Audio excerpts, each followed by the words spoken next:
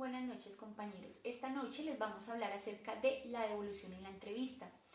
La devolución en la entrevista es el proceso obligatorio mediante el cual se hace un resumen de los principales hallazgos para trasladarlos al entrevistado, a su familia o tutores. En un caso de que el cliente no tenga las condiciones para recibir esta información o retroalimentación, también se pueden otorgar a los profesionales o colegas que lo requieran.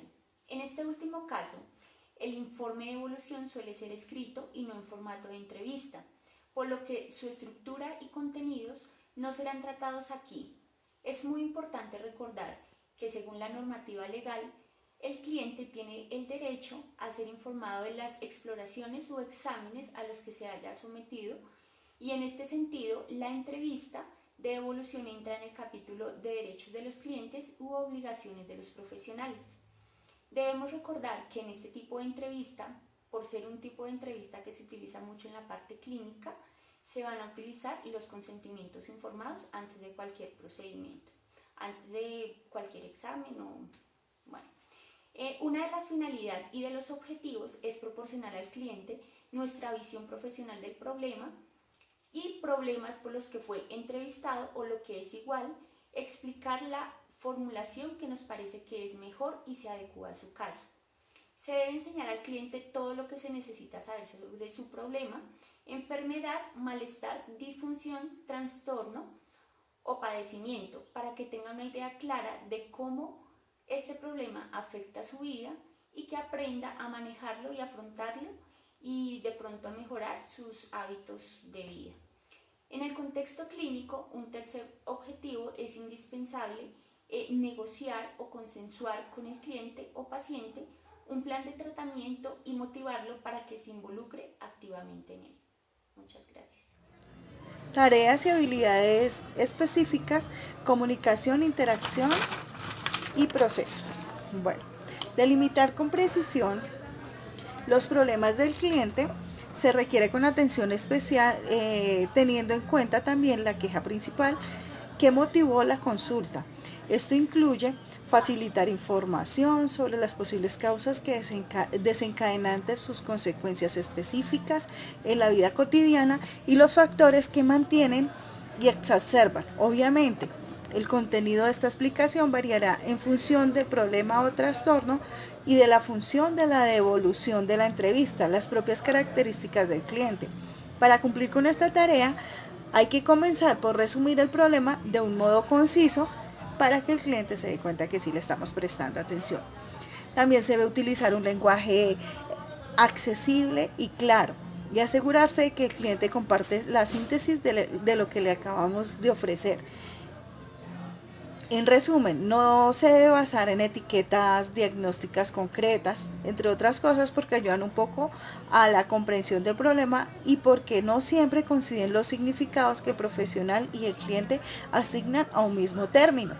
En definitiva, el clínico debe evitar el uso de términos complicados demasiado técnicos y sobre todo asegurarse de que el paciente comparte con el clínico su significado tanto en términos generales como en la medida que afectan en concreto al paciente.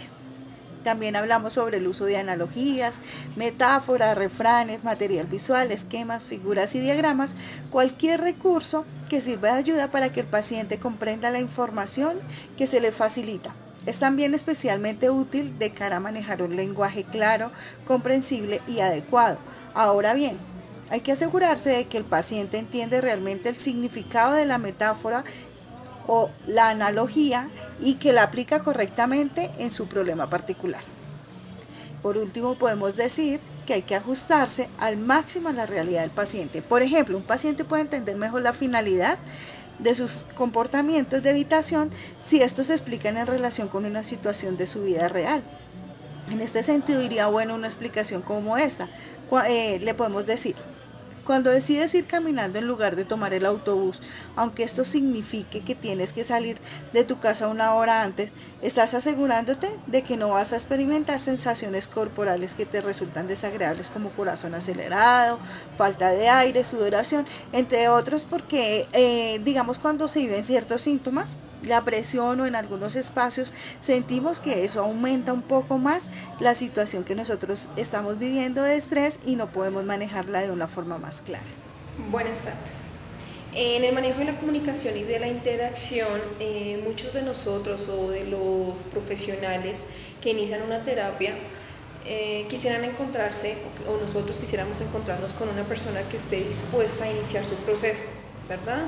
A iniciar un tratamiento, a llevar a cabo con nosotros y al mismo ritmo como tal el proceso, ¿verdad? Pero infortunadamente, lastimosamente, esto no ocurre en esta fase, por decirlo así. Todo lo contrario, nuestro cliente pone resistencia, está todo el tiempo pues como a la defensiva, ¿verdad? Entonces para esto se necesita de parte de nosotros o del profesional muchas habilidades y estrategias que permitan darnos a conocer el desarrollo, un buen desarrollo y un buen perfeccionamiento de nuestro paciente, ¿sí? Que él demuestre y que realmente ponga en práctica todo lo que se ha llevado a cabo durante las sesiones, ¿sí? Podemos encontrarnos como dice Freud, con pacientes resistentes. ¿Qué nos quiere decir esto? O de pronto qué podemos revisar o mirar o atraer, por decirlo así, de nuestro cliente, para darnos cuenta que es un cliente resistente y que va a poner resistencia para iniciar su sesión. Entonces preguntas como ¿cuánto tiempo se demora esto? No quiero estar acá, o mi problema no es psicológico sino más de la cabeza,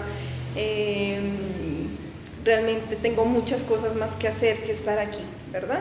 Entonces, con base a estas palabras que nos está diciendo nuestro cliente, nosotros podemos pues responderle como para que él empiece a sentir una interacción con nosotros.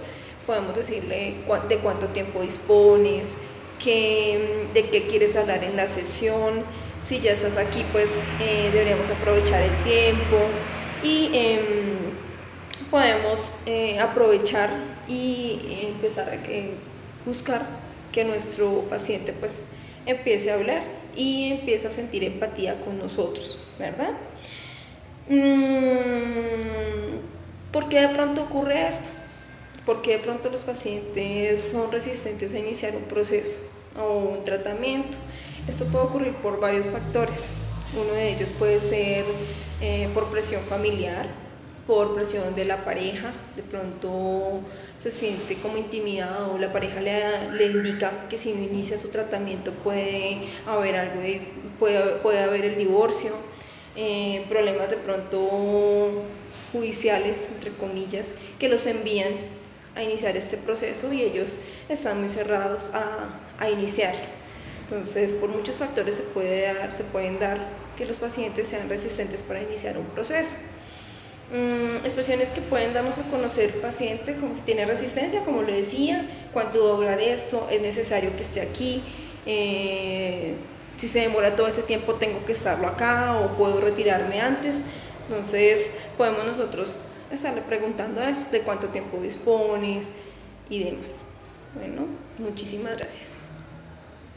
Esta devolución es una de las tareas de obligación cumplimiento para cualquier psicólogo, sea cual sea el ámbito de su ejercicio profesional. Su existencia responde a la necesidad de informar al cliente de las conclusiones que se ha obtenido, así como de acordar y negociar con el paciente los desacuerdos que pueda existir con su propia visión u opinión determinada, claramente teniendo en cuenta la queja por la que ha llegado el paciente.